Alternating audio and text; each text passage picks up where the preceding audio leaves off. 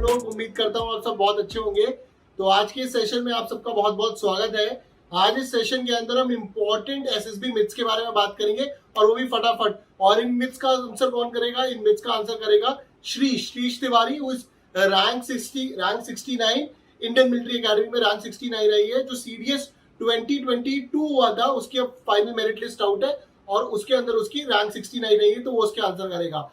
Hi guys, सो अब मैं एक फास्ट सेशन करने वाला हूँ श्रीश के साथ। श्री से रैंक 69 इंडियन मिलिट्री एकेडमी के लिए सेलेक्ट हुआ है और हम इंपॉर्टेंट मिथ ऑफ एसएसबी पे डिस्कस करेंगे। प्रॉपर अगर आपको डिटेल्ड इंटरव्यू देखना है तो वो इस चैनल पे अवेलेबल है, आप देख सकते हैं। बट फटाफट एसएसबी के मिथ।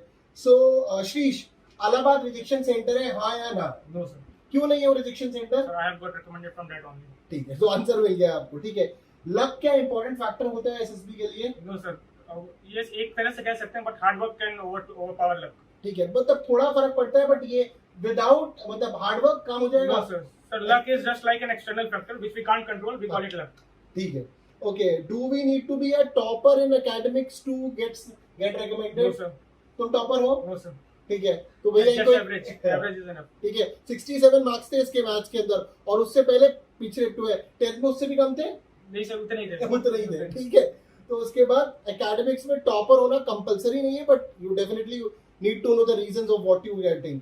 अच्छा, ठीक है। एक मिथ ये है कि हमें स्पोर्ट्स में नेशनल और डिस्ट्रिक्ट लेवल अगर रिप्रेजेंट करेंगे तभी स्पोर्ट्स के सेक्शन में लिखना चाहिए और तभी रिकमेंड होंगे। नहीं सर, आज तक मैंने कभी स्कूल लेवल को भी रिप्रेजेंट नहीं किया। ठीक है, तो इसने स्कूल लेवल पे भी रिप्रेजेंट नहीं करा, बट गेम्स खेले हैं, तो ये भी एक मिथ है आपका। रूरल बैकग्राउंड से हूं मैं, क्या मैं रिकमेंड हो सकता हूँ?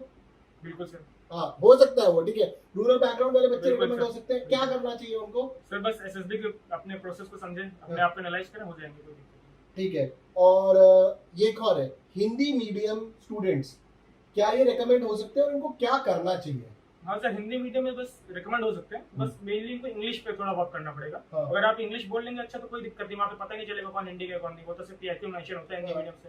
अगर आप इंग्लिश अच्छा बोल रहे हैं तो आपके लिए ओवरऑल एक अच्छा इंप्रेशन है हाँ। कि आप हिंदी मीडियम के होने के बाद भी एक अच्छी इंग्लिश बोल रहे हैं। करेक्ट। अब एक और चीज यहाँ पर, एक ना यूट्यूब पे मैंने बहुत वीडियोस देखे हैं, मैं हिंदी में हो गया रिकमेंडेड, मैंने पूरा आईओ हिंदी में दिया, मैंने एसएसबी हिंदी में दिया। ये होता है? मैंने नहीं देखा है। सर मैंने भी नहीं देखा सर। ठीक है, इंग्लिश बोलनी पड़ती है बस। हाँ, आपका बैकग्राउंड हिंदी हो तो अफेक्ट नहीं करेगा, क्योंकि आपकी इंग्लिश अच्छी है वहाँ पे बोलने में। ये हो सकता है कि आप इंग्लिश बोलनी आनी चाहिए आपको वहाँ पे। और वहां पर वो आपको ना डायरेक्शन भी देंगे कि मान लिया जाए कि अगर आप किसी सेंटेंस में अटक जाए तो आप हिंदी में बोल के तुरंत इंग्लिश में आ जाए। हाँ सर, मैंने लेक्चर में इंग्लिश में हिंदी में बोल के इंग्लिश में स्विच कर लिया था, हो जाता है। ठीक है, और ये था कि जो आर्मी किड्स हैं या जो फौजी किड्स हैं इनको प्रेफरेंस मिलता है। नहीं सर, ऐसा कुछ नहीं है, बल्कि इनके लिए प्रॉब्लम्स और आ जाते हैं, क्वेश्चन और आ जाते हैं। मैंने एनसीसी की थी, मेरे से और क्वेश्चंस आ गए कॉन्फ्रेंस में, पूरा उसमें घुमा के रखा मेरे को। और आप इस बार का एनडीए का जो अभी न्यूज़पेपर में जो आई थी खबर, जिसके अंदर सिविलियन बैकग्राउंड से बहुत बच्चे एनडीए ज्वाइन कर रहे हैं। ठीक है, अच्छा तो बताओ श्रीश, जुगाड़ लगता है? बिल्कुल नहीं सर, मैंने आज तक नहीं देखा। ठीक है, जुगाड़ लगता है तो ये जा चुका हो सकता है, इसका तो नहीं लगा। ठीक है, और मेरा भी कभी नहीं लगा था। ठीक है, अब इसमें ये है, अगला क्वेश्चन है टैट का, कि जो थीमेटिक परसेप्शन टेस्ट जिसमें स्टोरीज पिक्चर्स दिखाई जाती है, उसमें तुम आईएएस की स्टोरी नहीं लिख सकते, आईपीएस की स्टोरी नहीं लिख सकते, सीएपीएफ की स्टोरी नहीं लिख सकते, सिर्फ और सिर्फ आर्मी की स्टोरी लिखनी है। नो सर, ऐसा नहीं। जिस तरह का आपका बैकग्राउंड होगा उस हिसाब से स्टोरी बनानी पड़ेगी, और जो पिक्चर में दिख रहा है। ठीक है, एक और है कि इसमें जब आप टैट की स्टोरी करें तो सिर्फ हीरोइक स्टोरीज लिखिए। मतलब कि अगर मान लिया जाए कोई दिखा रहा है, कोई लोग सेलिब्रेट कर रहे हैं, तो प्रॉब्लम को घुसाओ, हीरो बनाओ। ठीक है, और कोई न्यूट्रल स्टोरी है, प्रॉब्लम दिखाओ, बार बार प्रॉब्लम दिखाओ, हीरोइक स्टोरी बनाओ, या फिर रिकमेंडेड कैंडिडेट्स ने जो स्टोरीज लिखी है उसको लिखो। नहीं sir, mainly normal story, but action आपके डिपिक्ट करेगा आप कौन है, पर्सनालिटी आपकी एक्शन से डिपेंड होगी, डिपेक्ट करेगी। तो ये हीरोइक वाला? नो सर, हीरोइक कोई नहीं, नॉर्मल स्टोरी। ओके, मतलब जहाँ पर कुछ मतलब जैसे कि कोई नेगेटिव है तो उधर तो आपको एक एक्शन हाँ, मिल रहा है। तब आपको उसमें एक तो जब कोई हमको वो मिलता है प्रॉब्लम, तो हम उसमें एक तो हीरो बनता है जो सॉल्व करता है Correct, प्रॉब्लम। जब नॉर्मल सिचुएशन शादी का सीन है जिसमें क्या हीरो करेगा वो? हाँ। अब खुद तो जाके शादी कर नहीं लेगा, वहाँ हीरो ही हो सकता है। नहीं, वो बनाएगा ना कि वो आईएएस ऑफिसर की तैयारी कर रहा था, हाँ। फिर वो गर्लफ्रेंड छोड़ के चली गई, नहीं, फिर उसने तैयारी करी, फिर आईएएस ऑफिसर बना, नहीं सर। वो जो पिक्चर में दिखाया था। नहीं सर, इतना कुछ नहीं, इतना हीरोइक नहीं करना है सर। ठीक है, काफी लोग बोलते हैं कि वो जो जैसे कि कोई अगर मान लीजिए कोई डेड बॉडी पड़ी हुई है तो उसको शवासन बना दो, ड्रामा बना दो। हाँ, इस पर क्या? बिल्कुल नहीं सर, जो डेड बॉडी है तो डेड बॉडी है, कोई सो नहीं रहा हूँ। ठीक है, एक और है टैट के अंदर कि हस्बैंड वाइफ कभी नहीं लिखना होता, सिर्फ ब्रदर सिस्टर लिखना नहीं होता। सर, जैसा वहाँ पे दिखता है सिचुएशन जैसा दिख रहा है उस हिसाब से चेंज करना होता है। तो आप समझ लीजिए दीज आर ऑल मिथ भैया, ये जो आप बोलते हैं सिर्फ भाई बहन ही बनाना है क्योंकि आपने कोई वेबसाइट फॉलो करी हुई है, कोई चैनल फॉलो करा हुआ है, उसमें ये बोला जा रहा है भैया जो आपको दिख रहा है that you. And please remember the फौजी officers who will be taking your test और even the people from DIPR, they have got married, उनकी शादियां हुई हैं भैया, they know about married life, ठीक है।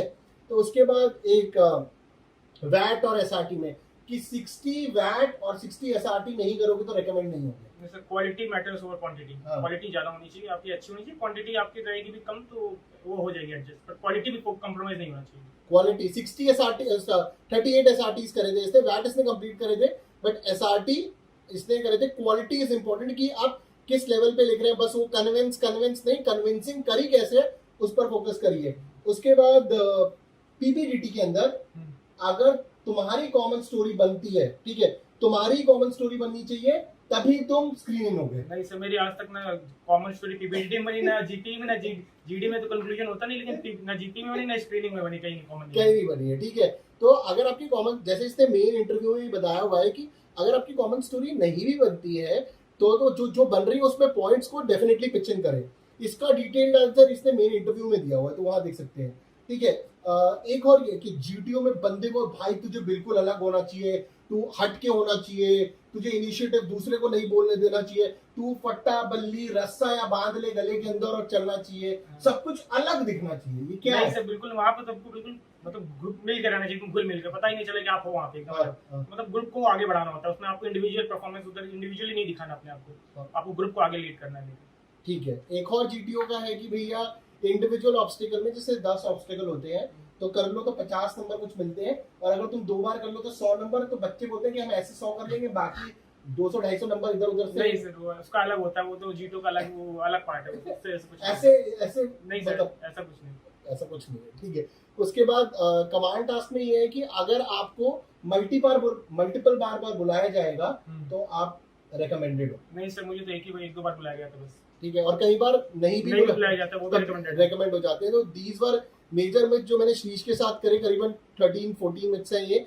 और अगर आपके पास आपका कोई मिथ है तो जरूर कमेंट सेक्शन में लिखिएगा, and we will I last, अभी शीश की ज्वाइनिंग में टाइम है तो he will try to answer it. But जैसे कि इसने बोला क्वालिटी पे फोकस करिए, सेल्फ इंट्रोस्पेक्शन पे फोकस करिए, सॉलिडिटी पे फोकस करिए, जो मेन इंटरव्यू में बोला है उसी तरीके से यहाँ पर भी आपको करना पड़ेगा, ठीक है।